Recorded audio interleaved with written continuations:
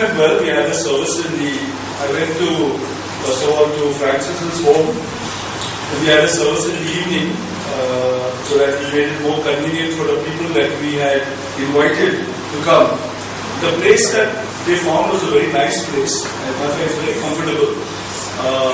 It's a commercial kind of complex where you can actually, you become a member, you pay 500 rupees for membership, but the person who becomes a member, he can, anytime they want, they can come there, sit down in the air conditioned comfort. They provide you with tea, coffee. As a matter of fact, it was complimentary tea, coffee in the past. Now they are charging for it. But it's a nice opportunity for you to sit down, relax. There are nice tables and chairs where you can sit and relax and read something you want. You can spend as much time as you want there. Have tea, coffee. They've got even lunch and dinner if you want to have something there also. And they also have this. There's only for members. They have a hall, and the hall is interesting that you can choose what size you want. If you want for 20 people, you get a certain size, and they charge you for 30 minutes. 30 minutes. So it depends on how long you take it. You can take 30 minutes, half an hour, 1 hour, 2 hours, whatever you want. The charge is accordingly. And if you want to bigger hall, that very same hall is a partition. You can push it aside and you have it double the size of that hall. And it's air conditioned and very comfortable. Only thing is the time when we had the services, the power failed. It does fail in Chennai. It's supposed to be on Sundays from 4 to 6.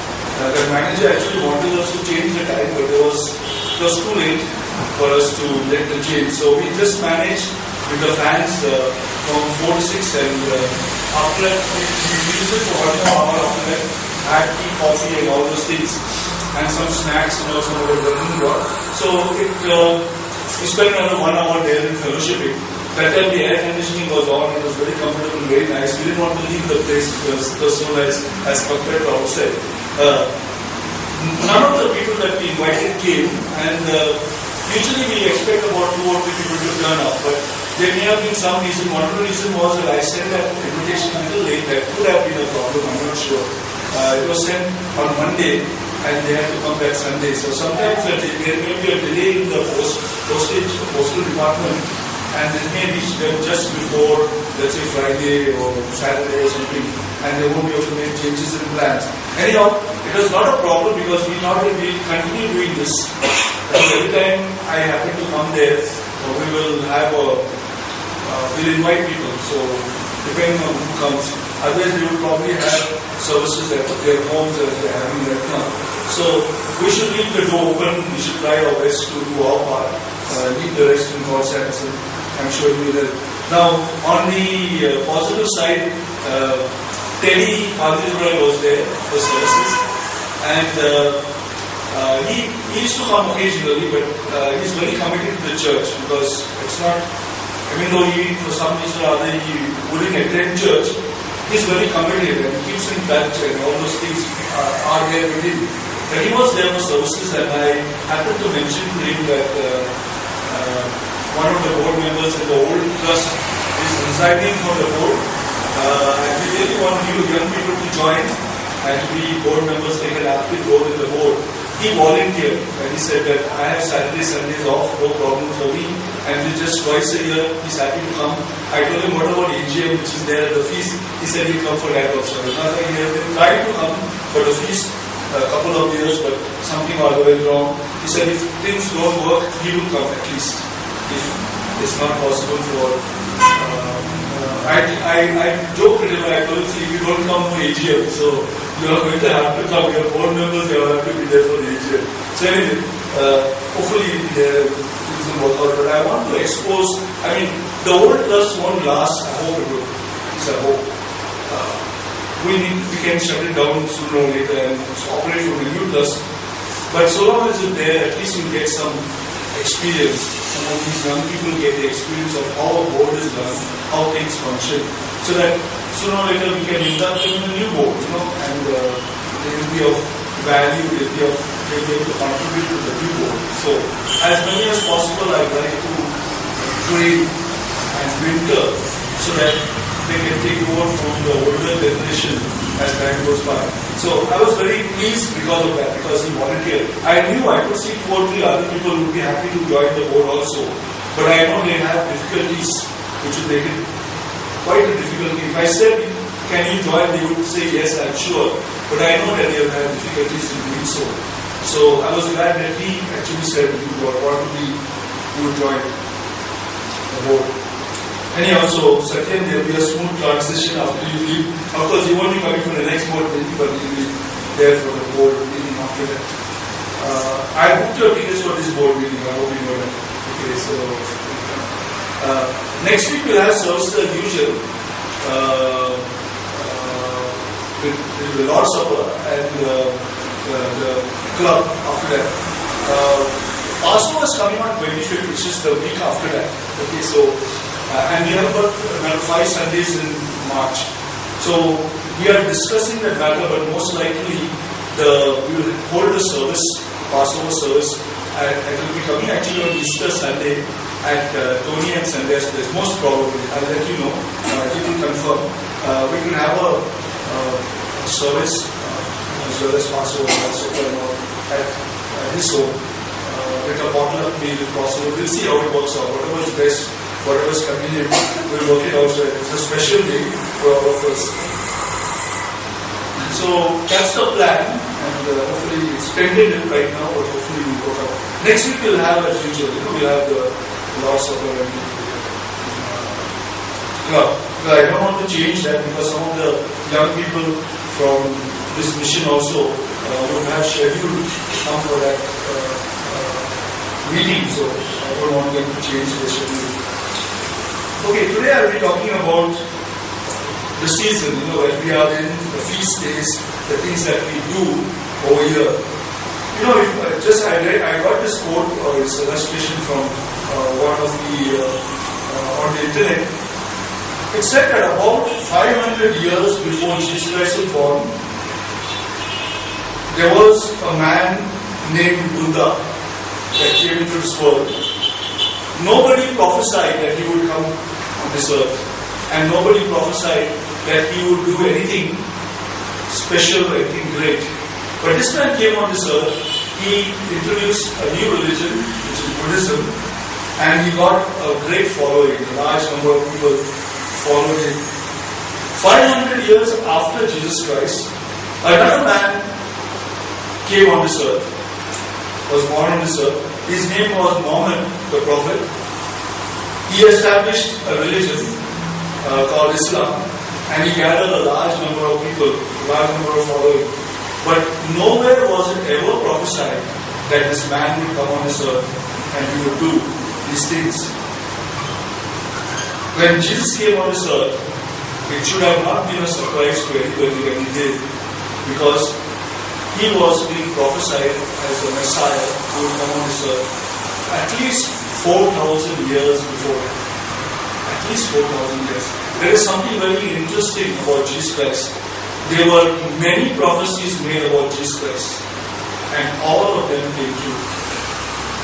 And this process started more than 4,000 years. Matter of fact, even at the time of creation itself, the prophesied Messiah was announced, even at the time of creation. So it's just amazing when you think about it, that Jesus Christ coming on this earth was known well in advance.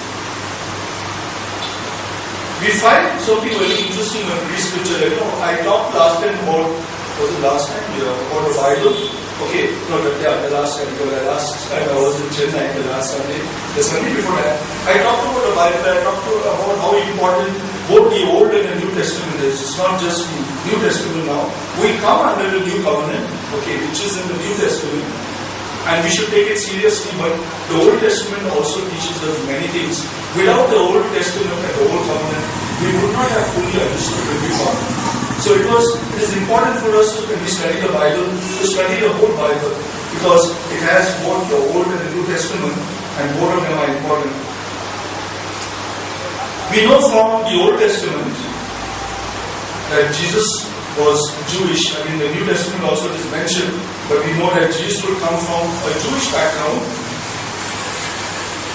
And he would observe the law, of Moses. And when Jesus came on this earth, he kept all the laws of Moses. He never broke a single law of Moses. 1 Peter chapter 2 verse 22. Not turn there. 1 Peter talks about that. But I would ask you to turn to Colossians chapter 2 verses 16-17. Colossians chapter 2 verse 16-17. In the Old Covenant, God introduced 7 holy days. 7 holy days. And you know, 7 to God is a mark of perfection. He had introduced 7 holy days. 7 days of the week, 7 holy days is what he introduced. There was a purpose behind it, and I'll talk a little bit about that purpose as we go along. But before that, Colossians chapter 2 verses 16-17. Therefore, do not let anyone condemn you in matters of food and drink, or of observing festivals, new moons, or Sabbaths. These are only a shadow of what is to come, but the substance belongs to Christ. Yes, these festivals, actually from the very early times, these festivals were given to teach the people that the Messiah would be coming soon. God wanted them to know in advance that the Messiah will come. As a matter of fact, even the Bible has a lot of prophecies in it. God has put those prophecies in the Bible to tell us in advance what is going to happen. Now, He doesn't tell, the only thing is, He never tells us when it is going to happen. But He tells us what is going to happen. In the same way with Jesus Christ, the Israelites kept all the 7 days of the holy days throughout the year. They knew what was going to happen, but they did not know when. They did not know when the Messiah would come. I want to ask you to turn to them because this is a study in itself. But you could go to Exodus chapter 12, Exodus 23, Leviticus 23, Numbers 28 and 29, and Deuteronomy 16. God talks about the holy festivals that He gave to the nation of Israel. And He told them not only to stop there, He said, pass it on to your children from generation to generation as they come. Keep them, observe them, and it is going to be important that you observe these festivals. Tell them what it is about. Prepare them for it and do it because it has got great and deep significance. So God informed them all in advance of what is going to come to pass. Yet we find here Paul says that all these were just mere shadows. So when you look at it, these are only mere shadows. He says, just let nobody judge you on what days you keep. So we may decide to keep the Lord, the 7 holy days that the Israelites were keeping. We can plan to keep Christmas. We can keep Easter. We can keep Good Friday, we can observe all those days. There is absolutely no problem with that, provided all of them take us to the goal that we need to reach. The surprising thing about the nation of Israel is it's not the nation of Israel, so you can't just condemn them. All of mankind, they are given festivals or they choose to keep festivals, whichever it may be. And over a period of time, the actual meaning of the festival is forgotten. The festival is kept, but its meaning is forgotten. The meaning that God really wanted all of us to remember is forgotten. And so the festival has no meaning whatsoever. It has this is not a shadow of the things to come. Because people have forgotten what it's meant for. They keep it, but they keep it more from the point of view of its commercial value, of its fun value, but not from the value for which God wanted it to be. Now, God instituted the Passover and the days of unleavened bread, and there was a deep meaning behind the Passover. This for the nation of Israel, under the Old Covenant. The Passover represented Christ's sacrifice. Now, they didn't know that. The Israelites didn't know that, though they had a lot of pointers given by the prophets over a period of years that it had this significance. They never fully understood it, or they didn't get forgotten what it was meant for. The Passover was pointing to the Messiah. The Passover represented Christ's sacrifice on the cross, where he was, the Passover lamb was the forerunner of the lamb, the spiritual lamb, Jesus Christ, the Lamb of God, Jesus Christ. The Passover lamb was slaughtered and his blood was poured out, which was a significant of the sacrifice of Jesus Christ, his death and his blood being poured out. The Passover lamb, by its sacrifice, was there to cover the sins of mankind. It did not remove the sins of mankind, but it covered the sins of mankind. And because of that, and because it did not remove, but it only covered, they had to do sacrifices on a daily basis. They had to kill animals on a daily basis to cover the sins that were committed on a day-to-day basis. It only covered, it did not remove. We required the perfect Lamb of God, Jesus Christ, to die, so that all sins will be removed for all time. So you can see the parallels that were there. It was amazing. This year, March 25th, is the Passover day. It is followed by 7 holy days, which are the days of unleavened bread. Now, those days of unleavened bread also have a deep meaning. And though many people do not talk about it today, because much of what was observed as the days of unleavened bread in the Old Testament is no longer necessary to observe, because that time has passed. But the meaning remains. The meaning remains, the significance remains, and it helps us in our understanding of what God wants for us. To God, sin is very grievous. He has zero tolerance for sin, and He does not at all have any whatsoever, any, affinity for sin. That's why when Jesus Christ came on this earth, it was impossible for Him to sin. Mark talked about it last time when he gave his message. I appreciate the message. I actually asked him to record it and I listened to it carefully. It's on Dropbox, by the way, and I thought it was very well done. Jesus Christ died for our sins. His blood once and for all paid the penalty for our sins. When He died, before He died, He took upon Himself all our sins. We know that the Bible says the penalty of sin, or the reward of sin, or the wages of sin in some Bible, some of the translations say, is death. All of us deserve to die. And what it means by death? Eternal death. No hope for the future whatsoever. All of us deserve that. That was what we would have got. There would be no hope at all for us for the future. When Jesus took upon Himself all our sins and died, He paid the penalty so that we would not die, that we would be able to live for all eternity. So when we keep the Passover, or when we keep the Lord's Supper or the communion service, we have to remember that is what Jesus did for us when He came on this earth. He died and was buried, and with the burial, our sins were buried. When we are baptized, we are put in the water.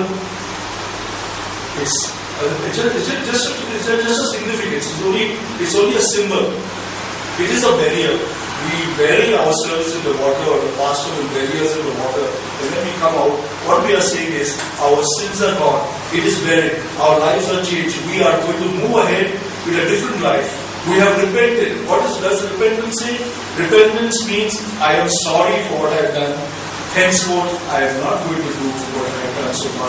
I am no longer going to sin. I am going to work hard on not sinning. That is what we say. We have changed our direction.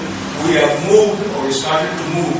We are resolved to move in a different direction. The name Passover, as we can see, it means basically what it says. Passover. It was for the very first time instituted when the nation of Israel was leaving Egypt. Egypt symbolized sin. The nation of Israel was in slavery under sin. They had forgotten completely about God. They did not know who was the true God. They did not know any of the festivals of God. They did not know anything about God. And when God rescued them from the nation of Israel, they went quickly. They left quickly. They didn't wait. They left quickly. The reason, and before they did that, before they actually left, they were supposed to slaughter a lamb on the Passover and put the blood on the doorpost.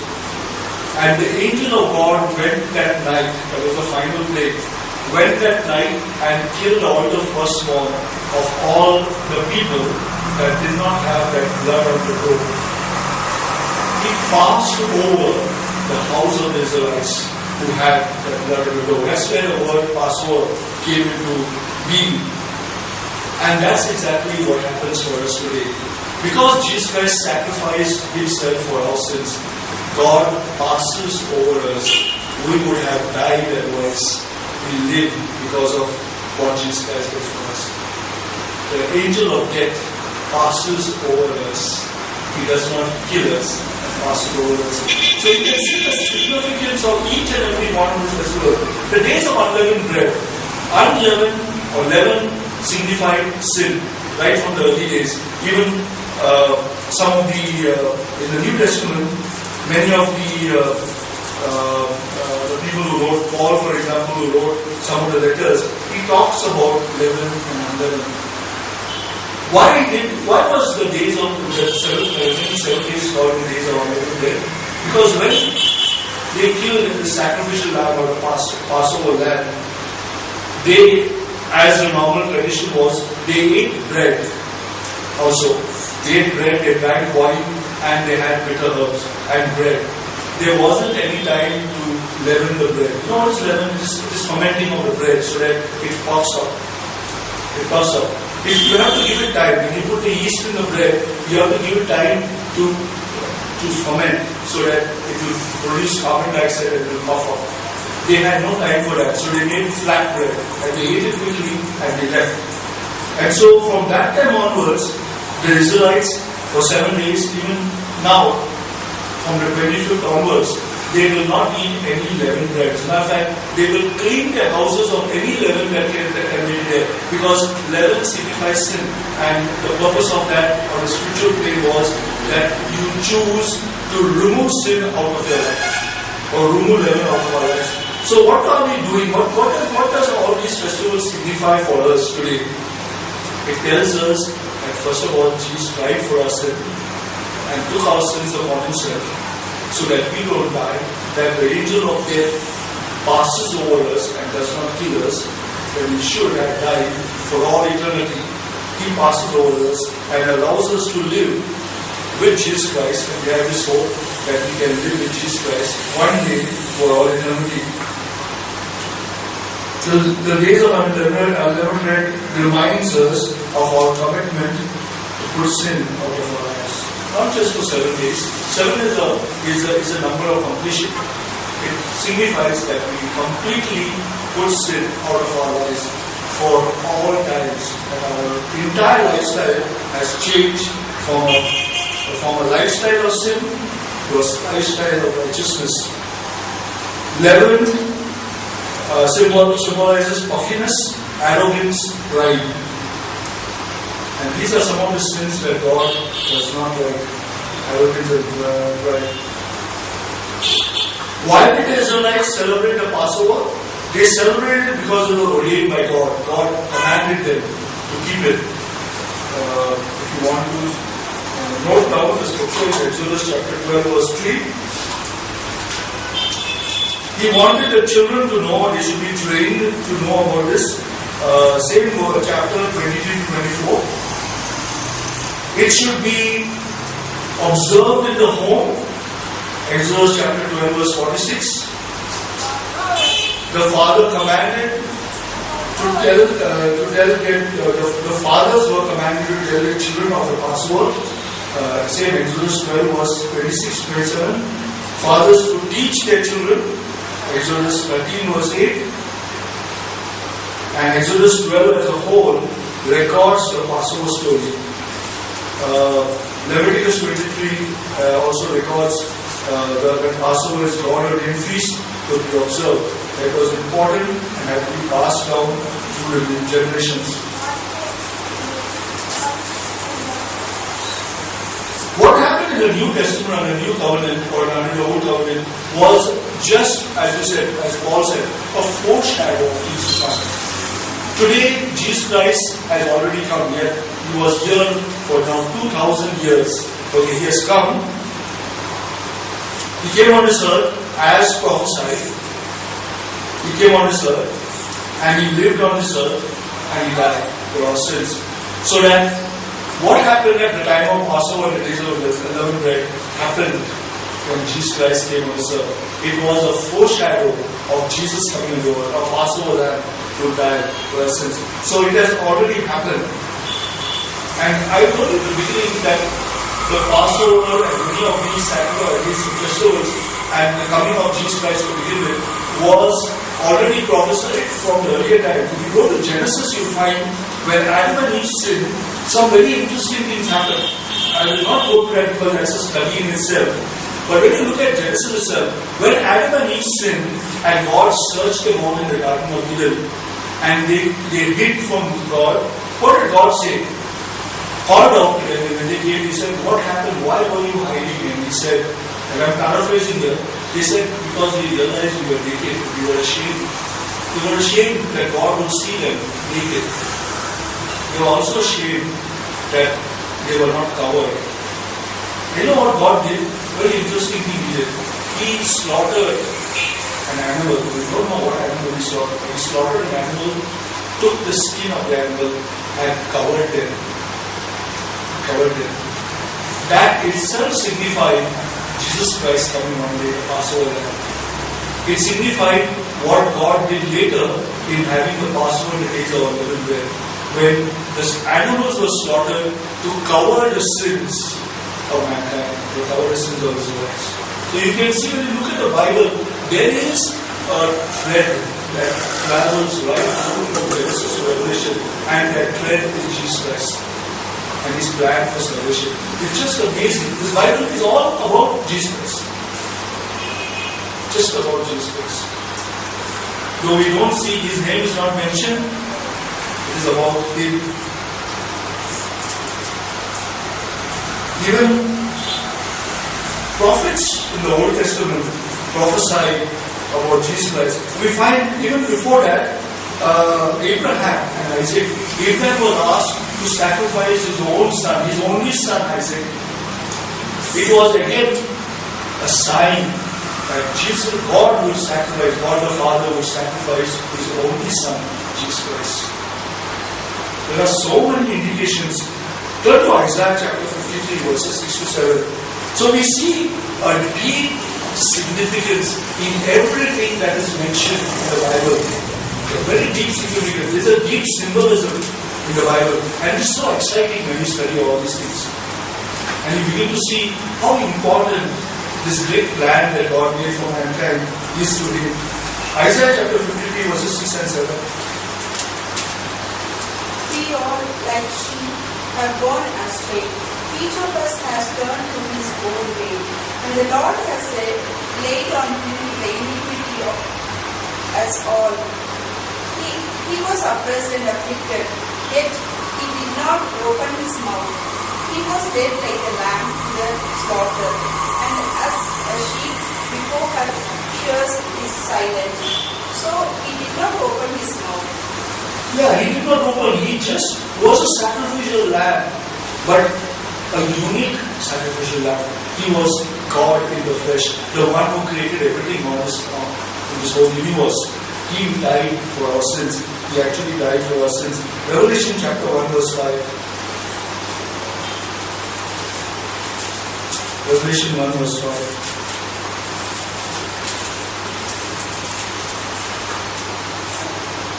And from Jesus Christ, the faithful witnesses that first to rise from death, and who is also the ruler of the King of the world, He loves us and granted His sacrifice that He has freed us from our sins. Jesus Christ was a perfect sacrifice. The one whose blood did not just cover our sins, but removed our sins forever. And not just the sins of the few, the sins of all mankind. he was the Passover lamb. You find if you look, actually, many of the things are not mentioned in the Bible, but there were several customs that the Jews and the Israelites practiced in their time that are really not mentioned in the Bible. And Jesus Christ himself never obeyed the rules and regulations of the Jews. There were many things that they had put into place. Some of them were good, some of them were not so good, some of them were oppressive. And Jesus liked that his laws, his commandments that he had given mankind should be an oppression to them. It was the Pharisees and the scribes that oppressed the people by their own laws and their own traditions. And Jesus spoke against them very strongly when he said that instead of following the laws of God, you follow the rules that have been made by you. Jesus did not like those things. He wanted the laws to be followed, but he did not want these rules necessarily followed. And in fact, he himself kept those laws. But Jesus came on this earth and he removed our sins from us. Now there was also, as I said, many other things that happened in the nation of Israel among the Jews that had great significance. First, to begin with, Passover, the day when the lamb was sacrificed, exactly on the same day Jesus was crucified. Exactly on the same day. The Israelites, when they chose the Passover lamb, before they actually killed the Passover lamb, they would take it to the streets and people would greet them and wave palms at the sheep that was going to be taken to the slaughter. The interesting thing is, when Jesus walked into Jerusalem, he went on donkeys back into Jerusalem. That's exactly what the Jews did. They waved palms and they greeted him, and they say, Hosanna in the highest, blessed is the person who comes in the name of the Lord. They were fulfilling the prophecy that was mentioned. Soon after that, Jesus was arrested and killed. You find exactly on those same days, those particular incidents took place to ensure in our minds that God deliberately and carefully chose these festival days, and he wanted to remind the people that this is the Messiah, nobody else, only Jesus Christ is the Messiah. There were also many other things, many other Jewish practices that were followed, and I just mentioned just a few because of lack of time, but it's interesting to know that some of these festivals are followed and being followed till today. At the Passover meal, at every Jewish house, they will light candles. They've got a menorah. You may have seen a menorah, several candles. They will light the candle. You know who lights them? Not the men. The women will light it. The women will lay out the table. And you will say, what's a big deal? They do that in India all the time. But true. But there was a purpose why that women did that, why they lit the candles and why this. The lighting of the candles signified light. God gave light to the world when He created this earth. Genesis talks about it. He gave light to the Passover meal by the lighting of the candles. And why the women? A woman brought light to the world when she delivered Jesus Christ, the light of the world. A woman took part in that particular birth of the Messiah. It's because even though they don't believe, even today, that Jesus Christ is the Messiah, they are still following all these practices. They are waiting for the Messiah to come still. They don't believe the Messiah has come yet. But they continue to keep these practices and they hope that the Messiah will come when He already has come. So it's a woman that brought light to the world, or the spiritual light to the world, by bringing Jesus Christ into the earth. Jesus Christ is our high priest, and we are His temple. And therefore, when Jesus came on this earth, there was no need of a high priest. Before that, there was a need for a high priest. There is no need. Nobody even knows who is the high priest today. even among the Jews. They have lost all sense of identity of who is the high priest. Because today Jesus Christ is the high priest and we do not need a temple. Therefore, we are not interested in having a temple where we can be, because we are the temple of the Holy Spirit. The Bible tells us that the Holy Spirit dwells within us. And so when Jesus Christ talks, and when we find the Bible, it's speaking about the church, it is not talking about a building. It's talking about a group of people that have the Spirit of God dwelling in them. Not a building. As a matter of fact, the translation for church is ecclesia, which means called out ones. Called out ones. It's talking about living, breathing human beings that have the Spirit of God living in them. So we are the temple, not the building. We are the church, not a building, it's the church. The old covenant dealt with physical things, though it had a spiritual significance. The new covenant deals with spiritual things, which has very little physical significance. We are a spiritual church. The old covenant church, or the church of Israel, or the nation of Israel, was a physical church. It was a temporary church. It was meant to be there only for a short while. The spiritual church of God is going to live forever. And we are one of those people. We are privileged to be one of those people in the spiritual church. Jesus Christ, when he came on this earth, he preached the gospel. And he was crucified. But because of his crucifixion, we have the good news of redemption, salvation, and eternal life. Jesus made that possible for us, and that is the gospel of Jesus Christ. No longer do we have to follow rituals. Now we may follow it if we want, but it has no significance whatsoever if we do not know its meaning, we do not follow its meaning. And the reason why I am covering this with you today is so that when we keep the Passover now, and we, if we like, keep the days of unleavened bread, let us remember the significance of those days. Even though those days and the significance of most of the significance have passed, because what they were looking forward to has already happened, we still look forward to the day when Jesus Christ is going to return again. There is a future significance. Jesus is going to return again. And you know what? There are many Christians, and the funny thing, there are many Christians who try to pick out significances of whatever things that are happening all over the place, to try to show that Jesus will return now. We are fulfilling some prophecy or the other. And recently, the funny thing is that there's a lot of rumor going around that the Aadhaar card, is a sign of the beast. Okay. It's the mark of the beast.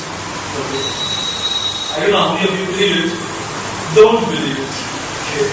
I'll tell you straight away, don't believe it. Because if you look at those scriptures, you study those scriptures, it's not talking about a mark, a physical mark. I'm not talking about a civil government having that mark on you. It is talking about a spiritual government that is going to cause that mark to your you. And you will be forced to take that mark. But what we see today is something very significant. It helps us to understand what that is going to be. We don't know what, when. We know it's going to happen. What the Bible says is true. It is going to happen. The mark of the beast is going to be there. It's going to be spiritual, not physical. It's going to happen. But what we see today is interesting. When this Aadhaar card came out, actually my whole family spent the whole of yesterday trying to get that Aadhaar card. How many of you have got it? I think I never told you. Have you got the Aadhaar card? No. Okay. Be willing to spend the whole day to get it, because first of all, if you want to know the procedure, I will tell you. Okay, as of now, it may change tomorrow. As of now, I can tell you the procedure. Because it took us at least 2 hours first to find a place where they would do the Aadhaar card for us. Okay, to read it. We downloaded the form from the net. That did not work. I do not know why they put it on the net if they didn't want to use it. Why put it on the net? Take it off. It is not something that takes a long time. You can delete that from the net and say you go to the center and get your form.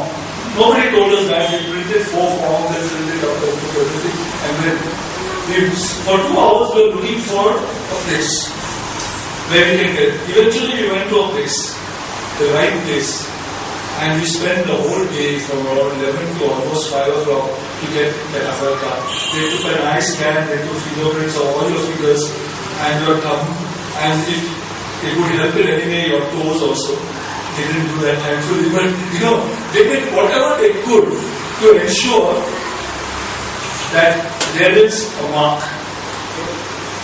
That you cannot run away, you cannot escape, you cannot do anything. They can catch you at any time. And anything is possible from there. And in order to ensure and force you to get an Aadhaar card, you are all going to have to take it. Because otherwise you won't get gas and you won't get so many things that you should be born. Same thing the Bible says, buying and selling, you won't be able to do that if you don't have that mark. This is not now, this is not Aadhaar card, I don't think Aadhaar card has a mark. I'm not telling you that. But it is going to happen in the future. This isn't the one. Okay, if you think it is the one, it isn't the one. It is going to happen in the future. But it is interesting what is happening. Now, let's go back to... So we are looking forward to the coming of Jesus Christ. It is going to happen.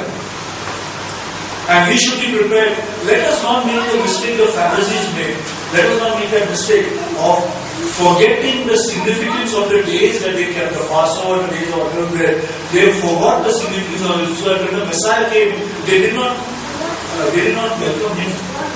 He was fulfilling prophecy for them. They did not welcome. They did not recognize him as the Messiah.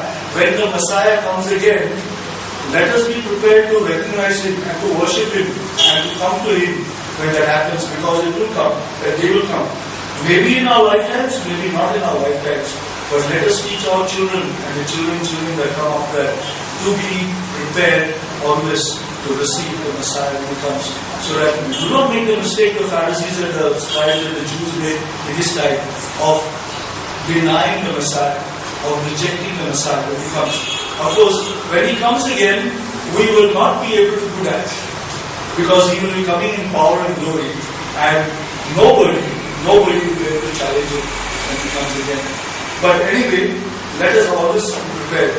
Now let me end by giving you a very interesting thing that I picked an illustration here. There's a person by the name of Dr. Peter Stoner, Professor Emeritus of Science at Westmont College.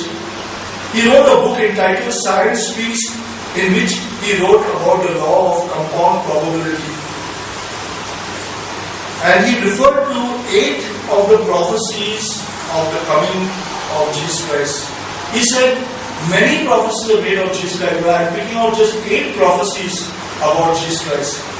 And he said it is the probability of any man by accident fulfilling just 8 prophecies that were connected with Jesus Christ is so remote. It is as remote as 1 is to 10 raised to the power of 17. That means 1 is to 1 with 17 zeros after it. The probability of that actually happening, that just 8 of the prophecies are fulfilled by just one man, even by accident. That is the problem. And in order to help you understand what it means by 1 with 17 zeros, he said if you take, he has used the dollar coin, which is about the size of a $2 rupee coin of ours. He says if you take 1 with 17 zeros of coins, okay, and you lay it out on the state of Texas. I don't know how big Texas is compared to India, but it's a fairly big place, Texas. You will have the coins piled up to 2 feet height. It would cover the whole of Texas 2 feet high. Then he said, we will take just one coin. I'll put a red dot on it. I'll go in a helicopter high up and drop it in this pile. Okay. I will ask one person to be blindfolded and ask you to go and pick that coin with the red spot. He said, that is the probability of just 8 prophecies being fulfilled by accident. So what will chances of this man who's blindfolded actually going to that particular point? He doesn't know where it's fallen. Among this big pile, searching through 2 feet of coins and finds just this one coin. And the first coin, what is the chances? Very little chance. Says that is how little the chances are that one man by accident could have fulfilled just 8 of the prophecies of Jesus Christ. And there are more than 49 prophecies of Jesus Christ that all were fulfilled. I think there are more than that. I don't know exactly the figure. Some people say 49, some people say 30 prophecies. But anyhow, Jesus fulfilled all of those prophecies. All of those prophecies. This man mentions some number of prophecies. The obvious prophecies. He mentioned the obvious prophecies. And I think he has come to some figure of 18 or something prophecies. He says, forget about 18. 8 prophecies. The most prominent of prophecies was fulfilled by just one man, Jesus Christ, and not just 8. All the 18 were fulfilled by one man. What are the chances of that? And he says, therefore, Jesus being the Messiah who came on this earth is irrefutable. There is no other prophet that ever came on this earth who was prophesied thousands of years before and fulfilled each and every one of the prophecy. Therefore, you know what? When we stand before Jesus Christ, none of us can ever say that we did not know Jesus Christ was the Messiah. Nobody on the face of the earth will ever be able to say that Jesus Christ was not the prophesied Messiah. As a matter of fact, all those Pharisees and all those scribes and all those leaders of the church that persecuted Jesus Christ when he came as the Messiah will bow their heads in shame. I'm sure when they are pointed out the prophecies, they will bow their heads in shame and they will repent for what they did. That's what will happen. So let us, as we keep these holy days, whether we keep Good Friday, Easter Sunday, Passover, days of unleavened bread, all of them are good. They all have a deep significance. When we keep these days, let us remember what they signify. And let us ask ourselves the question, what can we do in our lives to change it for the better? So that we can be better, more righteous Christians. So that we can be better lights to the world and better salt to the sun. Let God in prayer. Our great God, our Father in heaven, we thank you for your Son, Jesus Christ, whom you sent on this earth. Father, we also thank you for opening our minds to understand that he is the Messiah. Yes, you left us with many signs about and many prophecies about Jesus Christ. You left us with these prophecies, but Father, we were blinded by the things of this earth. We were blinded by the influences that were there around us. We were blinded by this world that is influenced by Satan. And we did not see the Messiah. We did not recognize the Messiah when he came. Therefore, we went on walking in our sins. We went on doing whatever was not right in your sight. We continued to be our enemies when you loved us as not only your friends, as your sons and daughters.